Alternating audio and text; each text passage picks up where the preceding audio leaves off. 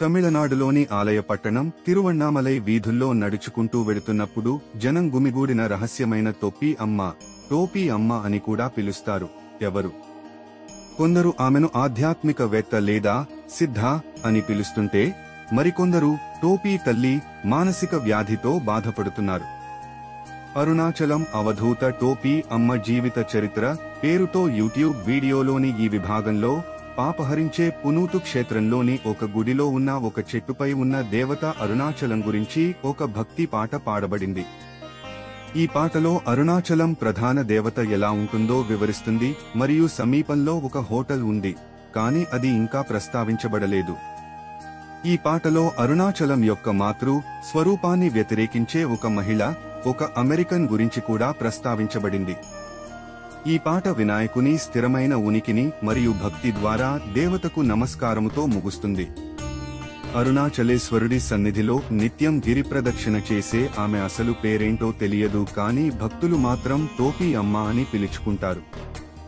ఒంటిపై మాసిన దుస్తులు, అప్పుడప్పుడు ఏదో తింటూ తాగుతూ ఓ చోట సేద తీరుతూ అరుణాచల వీధుల్లో తిరుగుతూ ఉంటుంది. ఆమెను అందరూ అవధూతగా భావిస్తారు. ఆమెను చూసేందుకు, ముట్టుకునేందుకు, మాట్లాడేందుకు ఎగబడుతుంటారు.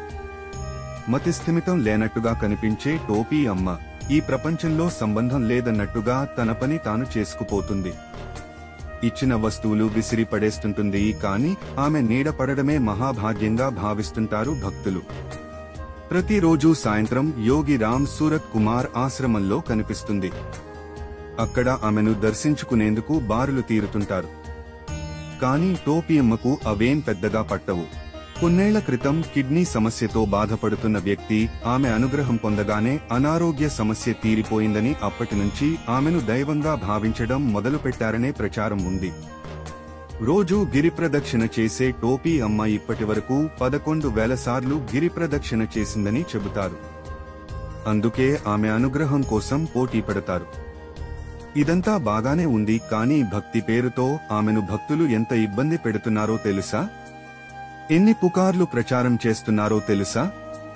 టోపీ అమ్మ తాగిపడేసిన నీళ్లు రాసుకుంటే చర్మ వ్యాధులు తగ్గుతాయి, ఆమె వాడిపడేసిన దుస్తులు వేసుకుంటే మంచి జరుగుతుంది, తాగి పారేసిన టీ కప్పులో మిగిలిన టీ తాగితే మేలు జరుగుతుంది, ఆమెకు ఆహారం, డబ్బు ఇచ్చినప్పుడు ఆమె తీసుకుంటే అపార సంపదలు వస్తాయి, ఆమెను ముట్టుకుంటే కష్టాలు తీరిపోతాయి, ఆమెకు చెప్పులిస్తే గ్రహబాధలు పోతాయి. డబ్బులివ్వాలని ఆమెను ఇబ్బంది పెడుతున్నారు. ఆమె మహిమలు చూపిస్తుందని నమ్ముతారు. రమణ మహర్షి విషయంలోనూ ఇదే జరిగింది. రమణ మహర్షి ఒంటికి తాకిన నీరు తాకితే జబ్బులు పోతాయని, ఆయన స్నానం చేస్తుంటే తూములోంచి వచ్చే నీళ్లు వాటర్ బాటిళ్లలో నింపేవారు. దానిని రమణ మహర్షి తీవ్రంగా వ్యతిరేకించారు. ఈ విషయం రమణ మహర్షి పుస్తకంలో కూడా ఉంది. ఇప్పుడు టోపీ అమ్మ గురించి చేస్తున్న ప్రచారాలు కూడా అబద్ధమే. ఇంకా అరుణాచల్లో శేషాచల స్వామి, సాదశివ బ్రహ్మేంద్ర స్వామిని కూడా ఇలాగే ఇబ్బంది పెట్టారు. వాళ్లంతా అవధూతలు అనే భక్తి విశ్వాసాలు మీకుంటే భక్తితో నమస్కరించుకోండి. వాళ్లు అనుసరించే పద్ధతులు అనుసరించేందుకు ప్రయత్నించండి. కానీ మీదకు ఎగబడడం, ఇబ్బంది పెట్టడం, వెంటపడి పరుగులు తీయడం సరికాదు. నిత్యం ఆమె గిరి ప్రదక్షిణ చేస్తుంటుంది. మీరు కూడా ఆ క్షేత్రంలో ఉన్నన్ని రోజులు నిత్యం గిరి ప్రదక్షిణ చేయండి. ఇక ఆహారం కూడా ఆమెకు కావాల్సినప్పుడు అడిగి తీసుకుంటుంది. వెంటపడి మరీ బలవంతంగా ఇచ్చేవారున్నారు. గిరి ప్రదక్షిణను టోపీ అమ్మబో తపస్సుగా భావించి చేస్తోంది. మధ్యలో ఆమెతో మాట్లాడాలని ఎవరైనా ప్రయత్నించినా మాట్లాడదు.